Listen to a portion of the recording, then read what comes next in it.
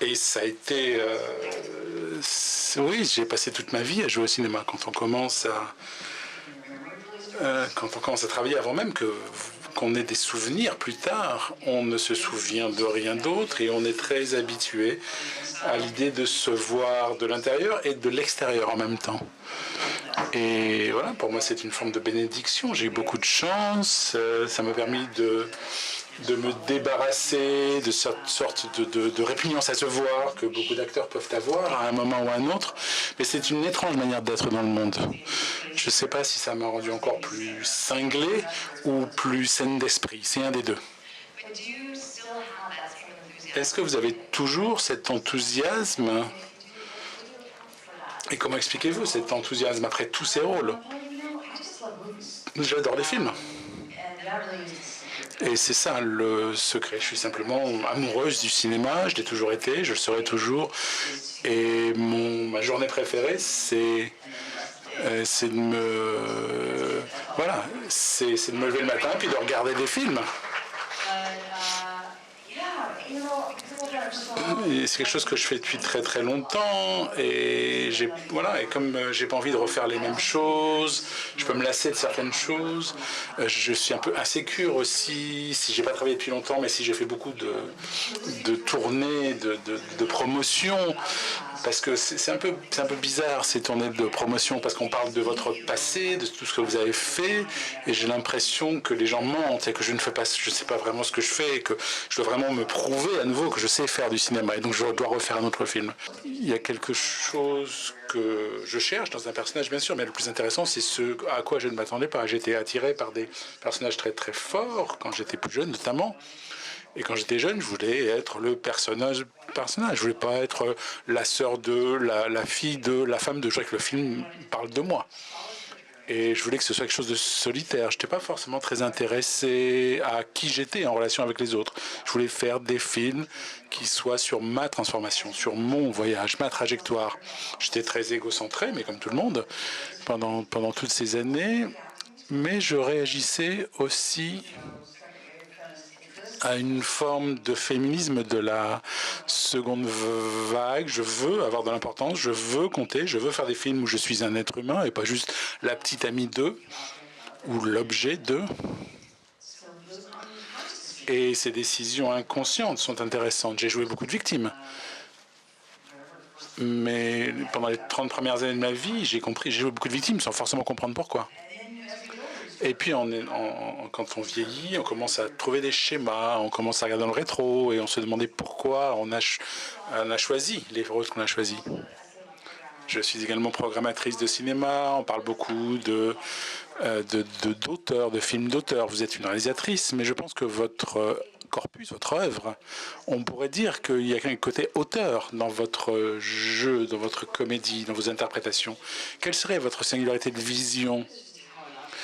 Une partie, c'est des choses qui me sont arrivées. J'ai jamais choisi d'être actrice. J'ai pas forcément la personnalité de cela. J'ai pas envie de danser sur les tables et de chanter des chansons pour les gens. C'est un boulot cruel qui a été choisi pour moi quand j'étais jeune. Et je me souviens même pas quand j'ai commencé tellement j'étais jeune. Mais maintenant, voilà, ça veut dire mon job est un peu différent parce que je n'ai plus envie de jouer juste pour jouer. Si j'étais sur une île déserte, la dernière chose que je ferais, c'est de jouer la comédie. Donc voilà, j'essayais, quand j'étais plus jeune, de survivre. On m'a collé un boulot pour lequel je n'avais aucune aptitude au départ. J'ai plutôt un côté intellectuel, j'aimais beaucoup lire, quand j'étais gamine aussi. Et on me disait, voilà, quand tu étais petite, on me disait, fais comme si c'était ton grand-père et pleure. Et comment est-ce que je fais? Donc j'ai dû, par un mécanisme de survie, j'ai dû apprendre à être quelqu'un qui vit de manière plus émotionnelle, plus spirituelle et psychologique. Je n'étais plus pas né comme ça. Et ça veut dire que mes choix ont été différents. Et que mon style de jeu est différent et que je m'intéresse à différentes choses par rapport à d'autres acteurs. Et parce que c'est un tel défi pour moi de jouer la comédie, je ne le fais pas aussi souvent que d'autres. J'ai besoin de me remettre, j'ai besoin d'un temps de repos, et donc je choisis très soigneusement ce que je fais. Mais vous avez le droit de choisir. Hein. Est-ce que vous pouvez nous parler un petit peu de ce moment-là? Mais avant ça, j'ai commencé à 3 ans. J'ai fait des pubs et à 6 ans, je faisais une série qui avait pas mal de succès. J'ai fait beaucoup de télé, de 6 à 12 ans peut-être. J'ai fait mon premier film à 6, j'ai continué à travailler à 12, j'ai arrêté de faire de la télé. Donc j'ai plus fait de télé jusqu'il y a que quelques années en tant qu'actrice. Donc il y a beaucoup de choses que j'avais fait déjà avant, beaucoup de choses que j'avais faites avant de travailler avec Scorsese. J'avais fait des films avec Disney, j'ai fait des dessins animés aussi, je doublais des dessins animés. Donc j'avais une vision différente de ce que la vie d'une actrice. Au départ, moi je pensais que voilà, être acteur, c'était on vous file un scénario, vous apprenez les répliques et on vous dit de jouer de façon naturelle. Et je pensais que c'était ça. Et je me disais, oh là là, c'est vraiment pas du tout intéressant. Ça me suffit pas. Et quand j'ai fait Taxi Driver, avec De Niro, avec Scorsese,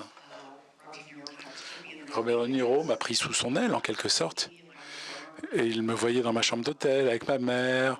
Et ma mère lui me confiait. On allait dans des cafés, on lisait nos répliques une fois, 2 fois, 3 fois.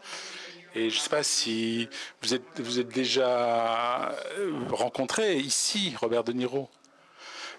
Et c'est quelqu'un d'extraordinaire, mais c'est pas la personne la plus intéressante du monde en fait. Et à l'époque, il était vraiment dans son personnage, il était vraiment banal et sans intérêt en fait. Et je me souviens de déjeuner avec lui et je me disais mais oh là là, qu'est-ce qui se passe? Quand est-ce que je peux rentrer à l'hôtel? Parce que il était incapable de me parler. Donc je parlais au serveur, je parlais à d'autres gens dans le restaurant, mais il m'a permis d'apprendre quelque part à improviser à notre 3e déjeuner.